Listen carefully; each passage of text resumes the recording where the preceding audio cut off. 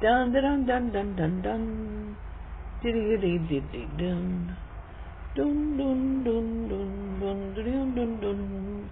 La da da dum dum dum dum dum. Well, hello there. Hello, welcome, whoever, wherever, whenever you are, wherever you're here, however you got here. Thank you for showing up, and I hope you stick around for at least a few minutes. This is just a short thing to update my Braindead Victorian. Yes, the Braindead Victorian quilt. I've got block number 5 here, and what have we added? We've added a scalloped buttonhole or blanket stitch with chain stitch over it, and I've added shell stitch, these little white things. They don't really show up that much, but, and I've got a pretty good rendition of the trumpet vine.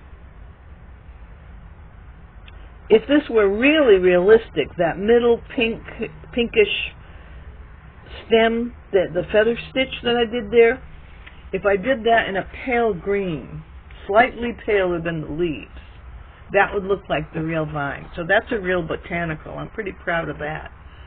And I've also got a start on some botanical forsythia. But I'm going to continue with a mix of geometrics and botanicals as I go along. This is number 5.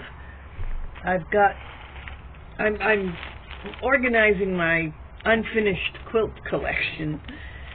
I'm putting each one into its own. These are 2-gallon freezer bags that I picked up at the grocery store, and they're just right for the size squares I like to use, because I like to work my blocks out to about 10 inches, and then I know that 5 across and 7 long will give me a nice twin bed size quilt. So I'm going to have a collection of, we'll see how many after I've finished cleaning and sorting out all my quilts. We'll see how many of these 2-gallon bags I end up with.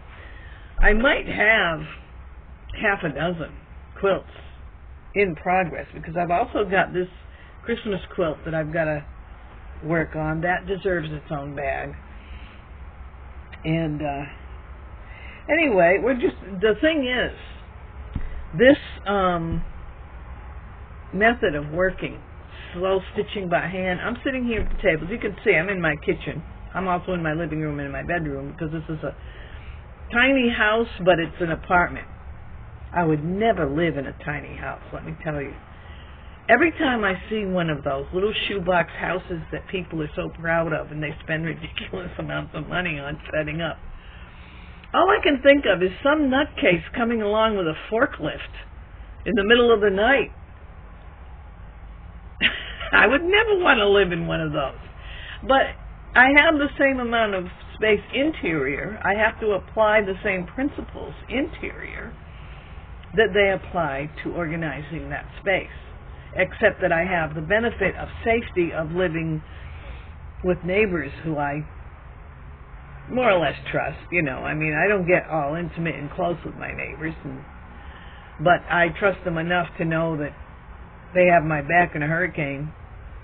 And we have a pretty good deal going with I shouldn't say it online, because there are so many nutcases up there in the millionaire class who are trying to stop people from getting along with each other. But we do have an exchange of food that we do, and we have a kind of a sort of, it's at the informal stage where we have a little bit of a neighborhood food pantry going on, where we're talking to each other about preserves and, you know, what we need to be stocked up on, and, you know, each one's kind of saying, well, if you have more of this, I have more of that. So we're able to organize that sort of thing, and I think that's what you need to do these days.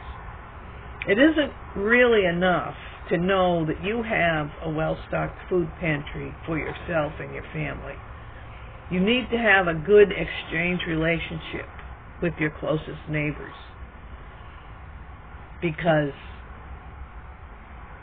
things get weird when things get weird. But anyway, I'm not here to talk about that stuff.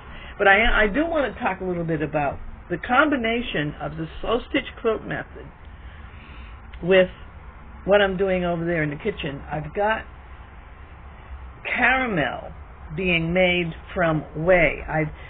All this cheese and dairy production I'm doing, it requires watching.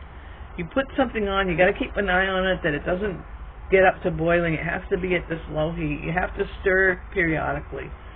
So it's perfect to do like one line of one of these designs, then put it down and go stir the pot, and come back and do another line, and just go back and forth, get my exercise too. But it's a perfect combination. Dairy processing, which is making the butter, which I use the stand mixer for, so I can sit here and sew while that goes on. Making the cheese, then from the cheese you end up with whey. From the whey you make ricotta, which is more cheese. Then from that second batch of whey, which has all the proteins, it has proteins, it has all of the fats taken out. You boil that down to make caramel, which is what I'm doing right now. I've got my cream cheese already mixed up with my chives, and you know, the parts I pass around to the neighbors already gone, and the part I keep there. I've got the ricotta set aside because I'm going to add more to it, because I didn't get very much I'm only working off a gallon at a time. If you go through the cheesemakers like Milk Slinger, honey, her husband's out there milking the cow, so she's got her own dairy farm, so she does her batches like 8 gallons at a time. And Gavin, the famous Australian cheese mentor that we all, even Milk Slinger talks about what he teaches, he usually seems to do like 3 or 4 gallons at a time. I do 1 gallon at a time, and it yields a lot. It's like magic, milk magic, because you got 1 gallon of milk, for which I paid less than $5, $4 and change, because I get the good kind that's plain pasteurized, right, not ultra pasteurized. And you know, I get that. I can only actually fit about 3/4 of a gallon. I don't even really do a full gallon. I end up with 3/4 of a pound of butter, the whey. No, not from the milk. The butter comes from cream. Scratch that. I end up with about 4 packages, which would be about 3/4 of a pound almost, of cream cheese, and then about another 1/4 pound of ricotta. And the ricotta, I set that aside, and I'll have like several batches, and then I'm going to make some manicottis. Manicotti or ravioli or lasagna. I'm going to be doing my own of that. The buttermilk, though, okay. When I go shopping, I buy the gallon of milk and a quart of heavy cream for my dairy processing. And so I've got the stand mixer going with the butter coming out of the cream. I've got the milk boiling, or heating up to where it's not quite boiling to get started. I've got the whey simmering. I'm going to be making buttermilk fudge. I looked up, I've got all this buttermilk, and I'm really not supposed to have that much biscuits, or pancakes. So I can use some of it in biscuits and pancakes, but I still have too much. And I asked my neighbors, and none of them use buttermilk for anything. So I looked up things, and there's buttermilk fudge that looks really interesting. I'm going to have to get myself a candy thermometer. You don't need a candy thermometer to make the whey caramel, because you just keep stirring it and cooking it down until it looks like caramel. But the buttermilk fudge requires a little bit more skill, and you need to be more exact with a candy thermometer, so I'm going to get one of those. But that basically will use up all my buttermilk, because I can just make as much fudge as possible, and I know I'm not supposed to have that either, but I'm sure that people who tell me they don't like buttermilk I'm sure they like the buttermilk fudge. So we'll see what happens. And it's good with pecans. It's like, you know what?